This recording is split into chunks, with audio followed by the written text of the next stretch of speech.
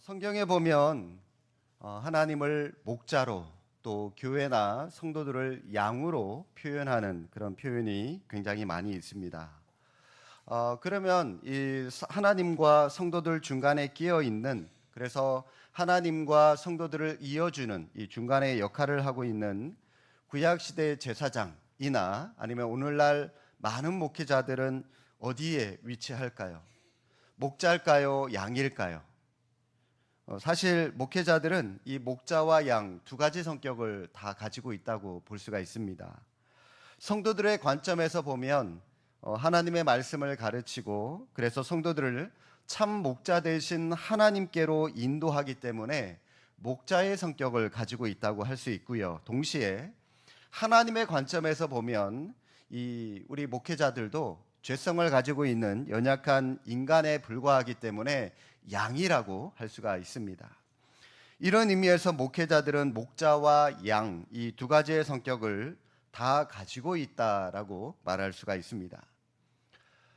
몇 해 전에 저희 가족 여행으로 강원도 대관령에 있는 이 양떼 목장이라고 하는 곳에 다녀온 적이 있었습니다. 눈이 쌓여 있는 겨울에 갔기 때문에 양들을 이 초원에 방목하지 못하고, 눈이 잔뜩 쌓여 있었거든요. 초원에 방목하지 못하고 그냥 축사 안에만 가둬놓고 있는 그런 양들을 보고 왔었습니다. 사료 먹이기 체험을 하면서 그래도 나름 힐링이 되는 시간을 가지긴 했지만, 넓은 초원을 마음껏 뛰어다니는 그 양들의 모습을 보지 못하고 왔기 때문에 조금은 아쉬웠던 것 같아요.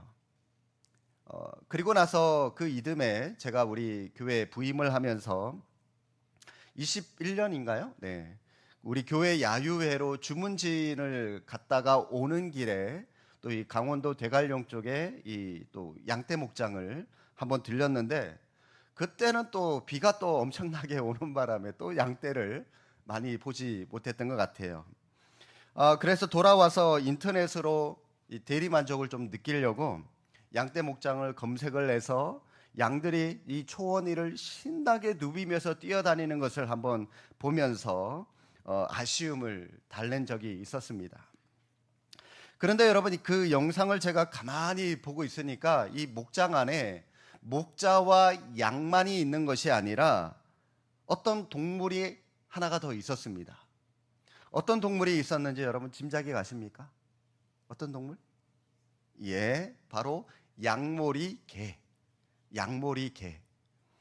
무리에서 벗어난 양을 무리 가운데로 몰아주고 목자에게로 몰아주고 그런 역할을 하는 개가 바로 이 양모리 개죠. 그 영상을 보면서 저 같은 목회자들이 바로 이 양모리 개와 같은 그런 역할을 하는 사람들이 아닐까 하는 그런 생각이 들었습니다.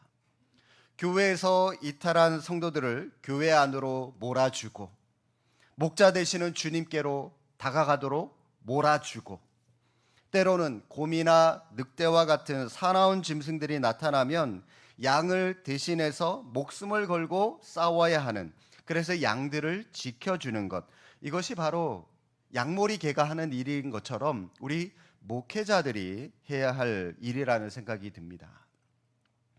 이런 관점으로 보면 우리 목사들도 보호받아야 할 존재들입니다. 양모리 개 혼자서 사나운 짐승들을 결코 이길 수 없습니다. 양들이 똘똘 뭉쳐서 양모리 개를 옆에서 도와줘야 되고요. 뿐만 아니라 목자도 온 마음을 다해서 양모리 개를 도와주고 보살펴 주어야만 양모리 개가 제 역할을 잘 감당할 수가 있게 되는 것입니다. 그러나 양들이 양모리 개를 신뢰하지 않고, 또 양모리 개는 자기 본업에 충실하지 않고, 목자도 사꾼 목자처럼 이 시간 타임으로 돈벌이에만 급급하다면 여러분, 그 공동체가 어떻게 될까요?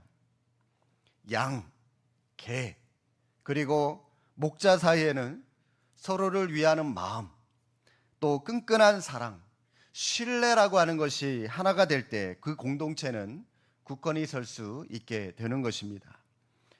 이런 사실을 염두에 두고 목회자와 우리 성도들과의 관계, 또 우리 목자 되신 하나님과의 관계를 이 시간 말씀을 통해서 다시 한번 재정립하셔서 서로가 서로를 바라볼 때 사랑과 믿음으로 충만한 우리 수원 제2교회 그런 믿음의 공동체 교회를 세워갈 수 있기를 주님의 이름으로 축복합니다.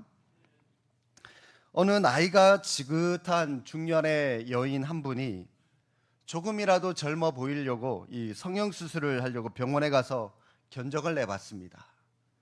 돈이 꽤 많이 든다고 그래요.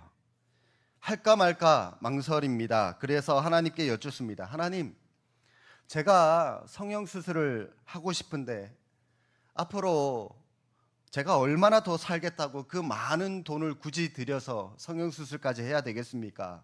하나님, 제가 고민 중인데 제가 얼마나 더 살 수 있습니까?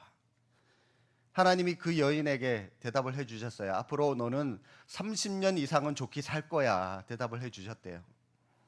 여인은 뭐 그 정도면 한번 해볼 만하다 하고요, 거금을 들여서 수술을 했습니다. 그런데 수술하고 얼마 안 있어서 교통사고를 당해서 죽어버렸어요. 화가 난 여인이 하늘나라에 하나님 앞에 올라가서 하나님께 따집니다. 아니 하나님, 30년 이상은 좋게 산다면서 이렇게 일찍 저를 데려오시면 어떡합니까? 그랬더니 하나님께서 뭐라 그러신 줄 아세요? 미안하다, 넌 줄 몰랐다. 여러분, 성형수술 하기 전의 모습이 내 모습일까요? 성형수술 하고 난 이후의 모습이 내 모습일까요? 어떤 게 진짜 내 모습일까요? 예. 외모뿐만이 아니라 여러분, 우리 사람은 자기 자신의 정체성을 인식하면서 살아가는 것이 필요합니다. 그러면 여러분, 우리는 우리의 정체성을 어떻게 알 수가 있을까요? 나라고 하는 정체성은 너라고 하는 존재가 있을 때만이 가치가 있는 것입니다. 네가 있고 우리가 있을 때 나라고 하는 존재가 빛나게 되는 겁니다. 목사는 성도들이 있을 때 목사라고 하는 그 직분이 빛이 나는 거죠. 저는 코로나 때 이 사실을 뼈저리게 경험을 했었습니다. 코로나로 성도님들이 교회를 오지를 못하고 함께 모이지도 못하고 신방도 가지도 못하고 설교도 한두 분만 놔두고 이 방송으로 해야 되니 참 제대로 할 수도 없고 목사로서의 존재감은 떨어질 수밖에 없는 것이죠. 마찬가지로 우리 선생님들은 학생이 있을 때만이 선생이라고 하는 직업이 빛납니다. 부모는 자식이 있을 때에, 사장은 직원들이 있을 때에, 양은 목자가 있을 때에 그때 각각의 존재가 의미가 있는 것이죠. 이처럼 여러분, 내가 양입니다 라고 하는 정체성을 가질 때만 여호와는 나의 목자입니다 라고 우리는 말할 수가 있는 것입니다. 내가 사자면서 내가 늑대면서 어떻게 목자에게 나의 목자라고 우리가 고백할 수 있겠습니까? 여호와는 나의 목자입니다. 여러분, 우리가 이런 고백을 한다면 그때 나는 그 목자에게 뭐가 되는 거죠? 양이 되는 겁니다. 내가 양입니다 라고 하는 우리의 정체성을 목자 앞에서 고백하게 되는 것이죠. 따라서 성도 여러분, 우리 모두는 양이라고 하는 사실을 늘 하나님 앞에서 인식하며 살아갈 수 있기를 바랍니다. 우리의 모습이 마치 양의 모습과 같다는 거죠. 그러면 여러분, 주님은 우리를 왜 양으로 보고 계시는지, 양의 특성을 이 시간 몇 가지 좀 살펴보면서 우리의 존재를 좀 생각을 해봤으면 좋겠습니다. 여러분은 양이라 그러면 양에 대해서 어떤 이미지, 어떤 단어들이 생각이 나십니까? 흔히 많은 분들이 양이라고 그러면 양은 착하고 순하고 털은 하얗고 이쁘고 뭐 그런 좋은 쪽으로만 생각을 많이 하시는 것 같은데 사실 그렇지 않아요. 양의 특성을 살펴보면 첫 번째로 양은 굉장히 미련한 동물입니다. 여러분 중에 혹시 양을 가지고 양을 데리고 서커스 하는 거 보신 적 있으신가요? 원숭이, 돌고래, 뭐 강아지, 뭐 코끼리, 사자, 하다못해 뭐 악어, 뱀 이런 걸 가지고 이런 동물을 데리고도 서커스를 하는데 양으로는 서커스를 저는 못 봤어요. 여러분 보신 분 계시면 저한테 좀 이 영상을 좀 보내주십시오. 저는 아직까지 못 봤거든요. 왜냐하면요, 양은 훈련을 시킬 수 없을 만큼 정말 미련하고 IQ가 굉장히 낮은 동물 가운데 하나라고 합니다. 그래서 이 양은요, 목자가 없으면, 옆에서 보살펴주는 사람이 없으면, 누군가가 없으면 혼자 힘으로 절대로 살 수 없는 동물 가운데 하나가 바로 이 양이라고 그래요. 양의 두 번째 특성은 앞만 바라본다는 겁니다. 양의 가시거리가 1m밖에 되지 않습니다. 굉장히 시력이 나빠요. 1m 벗어나면 희미하게 잘 보지 못한다고 합니다. 그래서 바로 1m 바로 너머 앞에 위험이 닥쳐와도 그걸 모르고 그냥 눈앞에 보이는 것만 바라보고 무작정 앞만 보고 따라간다고 합니다.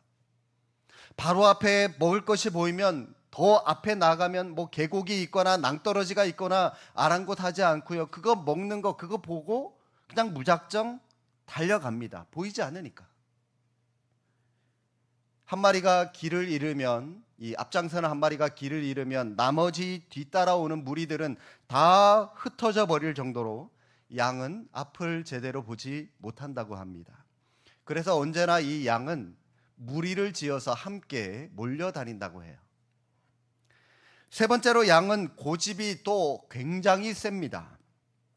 자기가 늘 다니던 길로만 다니려고 해요. 그 길이 완전히 황폐해지고 더 이상 뜯어먹을 풀이 하나도 없어도 그 길로만 계속 다녀요. 그러니까 목자가 어떡합니까? 긴 갈고리 막대 가지고 이 목을 딱 걸어가지고 다른 데로 가라고 방향을 틀어주죠. 그러니까 이 목자는 이 막대기를 들고 다녀요. 지팡이를 들고 다녀요. 네 번째 특성은 겁이 굉장히 또 많다는 겁니다. 그래서 항상 자기들끼리 떼를 지어 다닙니다. 찬송가에도 이런 가사 있지 않습니까? 양떼를 떠나서 길 잃어버린 나. 양은 무리를 떠나게 되면, 이 양떼를 떠나면 길을 잃게 되고 혼자서 살 수가 없습니다.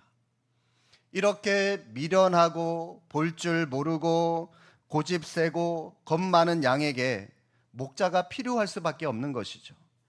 그런데 문제는 그 양이 저와 여러분, 바로 우리가 양이다라고 성경은 분명히 말씀하고 있습니다.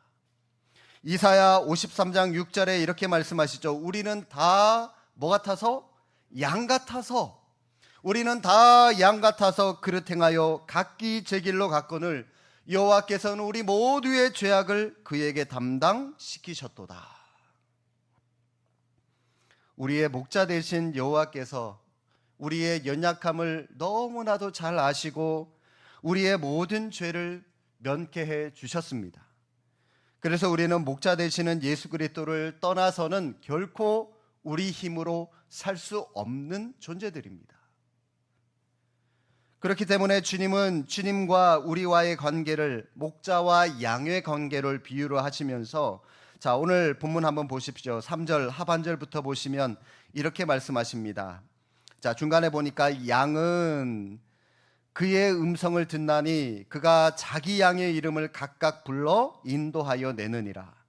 자기 양을 다 내놓은 후에 앞서가면 양들이 그의 음성을 아는 고로 따라오되 타인의 음성을 알지 못하는 고로 타인을 따르지 아니하고 도리어 도망하느니라.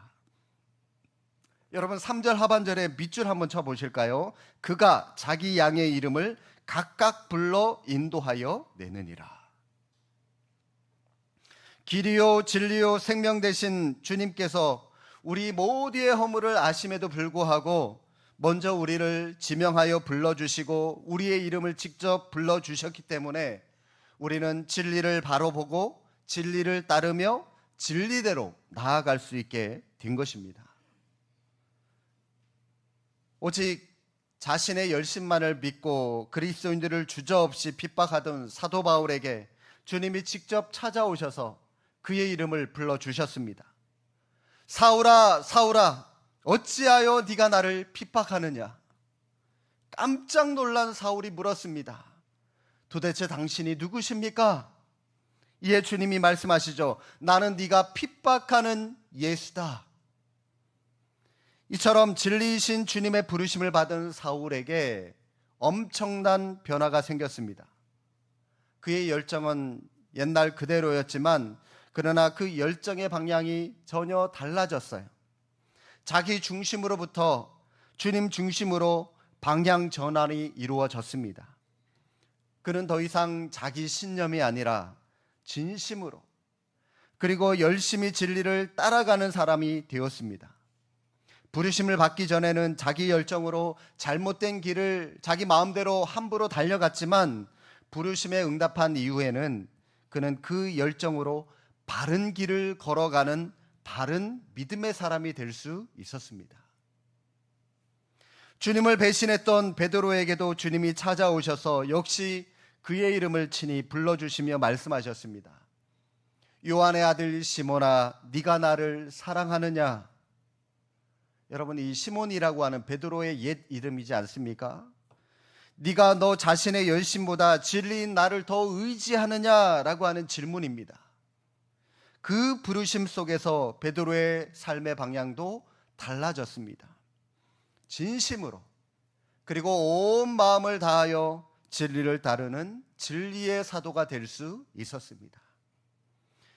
화려한 이집트 왕자의 자리를 잃고 미디안 광야에 절망에 빠져 있는 모세를 먼저 찾아오신 분도 우리의 하나님이셨습니다. 모세야, 네가 선 곳은 거룩한 땅이니 내 발에서 신을 벗어라. 불의한 돈으로 부자가 되어서 사회로부터 지탄을 받았던 삭개오를 찾아오신 주님, 예외 없이 그의 이름을 불러주셨습니다. 삭개오야, 내려와라. 내가 오늘 너의 집에 유하여야 하겠다. 모세를, 베드로를, 바울을, 삭개오를 각각 불러주시고 바른 길로 인도해 주신 주님께서 오늘 우리의 이름도 동일하게 불러주고 계십니다. 여러분 생각해 보십시오. 교회에 처음 나오기 시작한 날이 언제든지, 또 나를 이곳으로 인도한 사람이 누구이든지, 내가 교회에 오게 된 계기가 무엇이든지 상관없이 그 배후에는 진리 되신 주님이 친히 우리의 이름을 불러주셨기 때문에 우리가 이 자리에 나올 수 있었다는 것입니다. 주님이 불러주지 않으셨다면 어찌 우리가 이 자리에 앉아 있을 수 있으며 진리를 알고 진리를 생각하며 진리 안에서 우리가 살아갈 수가 있게 되겠습니까? 이 사실을 믿는다면 우리 역시 양으로서 주님의 음성을 듣고 주님을 따라 진리대로 살아가는 믿음의 사람이 다 되셔야 되는 겁니다. 양은 오늘 분명히 말씀하시죠. 양의 특성은 미련하기 그지없지만 자기 목자의 음성은 분명히 안다는 거예요. 그거 하나만은 양의 특별한 장점입니다.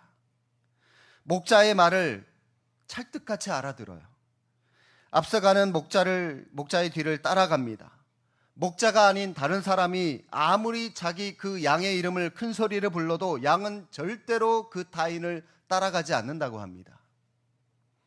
양이 이처럼 목자와 긴밀한 관계를 맺으면서 살아가는 이유는 간단해요. 왜냐하면 양이기 때문입니다. 양이기 때문에 자신을 책임져 줄 자는 저 목자뿐이라고 하는 사실을 찰떡같이 알고 있기 때문에 그 목자는 목숨을 걸고 따라가는 겁니다. 그런데요, 여러분 6절 말씀 한번 보실까요? 예수께서 이 비유로 그들에게 말씀하셨으나 그들은 그가 하신 말씀이 무엇인지 알지 못하니라. 여러분 여기서 알지 못한 그들이 누굴까요? 바리새인들, 서기관들, 유대인들을 가리키는 말입니다. 이 사람들은 주님이 양의 목자다라고 하는 이 주님의 비유의 말씀을 깨닫지 못했다라고 말합니다. 여러분 왜 이 바리새인들, 서기관들 그들은 성경의 해박한 지식을 가지고 있으면서도 목자 되신 주님을 알아보지 못했을까요? 탁월한 지식을 가지고 있음에도 불구하고 목자 되시는 주님의 말씀을 왜 듣지 못했을까요? 왜 목자 되신 주님을 따라 살아가려고 애쓰지 못했을까요? 이유가 뭡니까? 간단해요. 그들은 자신을 양이라고 생각하지 않았기 때문입니다.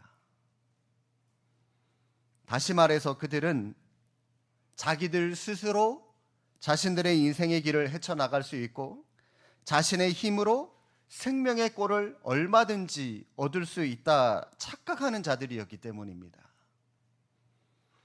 이처럼 자신을 양으로 생각하지 않으니까 목자 대신 주님이 필요하지도 않고요.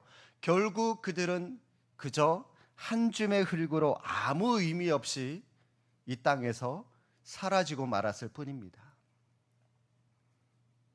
자, 그러면 여러분은 양이라 그랬잖아요. 여러분은 목자를 잘 알고 있습니까? 여러분은 목자의 음성을 들으며 살아가고 계십니까? 목자가 양을 알듯이 양도 양이라면 목자를 잘 알아야 됩니다. 우리가 주님을 제대로 알고 있는가 하는 것은 여러분 굉장히 중요한 문제입니다. 그런데 여기서 이 안다라고 하는 것은 이름 알고 얼굴 안다고 해서 단순히 안다라고 말할 수 없습니다. 여기서 이 안다는 것은 서로 교감한다는 겁니다. 서로 소통한다는 거예요. 서로 주고받는다라고 하는 것을 의미하는 겁니다. 그냥 그저 스쳐 지나가면서 그냥 얼굴만 아는 것 가지고는 안다고 할 수가 없는 겁니다. 안다는 것은 일방적인 관계가 아니라 쌍방적인 관계를 말하는 겁니다. 저는 텔레비전을 보면서 유재석이라고 하는 개그맨을 잘 알아요. 근데 그 사람은 저를 알까요?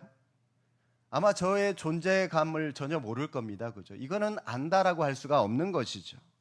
서로 교감을 나눌 수 있는 것만이 안다라고 할 수가 있는 겁니다. 신앙생활도 마찬가지입니다. 우리가 주님을 알고 주님이 우리를 아는 것과 마찬가지로 안다, 교감해야죠. 지금까지 우리가 신앙생활을 하고 또 수도 없이 기도 생활을 하면서 기도 응답을 받은 적이 단 한 번도 없다면 주님과 내가 아는 관계라고 말할 수가 없는 겁니다. 주님의 뜻을 발견하고자 애쓰고 또 그 뜻대로 살고자 주님의 말씀과 함께 부대끼면서 주님을 알아가는 것, 그게 진짜 주님을 알아가는 것이죠. 여러분들이 주님을 알았다면 여러분에게 있어서 하나님은, 주님은 어떤 분이시며 어떤 존재십니까? 누구십니까? 하나님은. 어느 목사님이 주보를 맡긴 인쇄소의 직원으로부터 전화 한 통을 받았습니다. 목사님, 보내주신 주보 원본에 설교 제목이 빠졌습니다. 아, 그런가요? 미안합니다. 그리고 나서 성경을 뒤적뒤적 하고 나서 제목을 불러줍니다.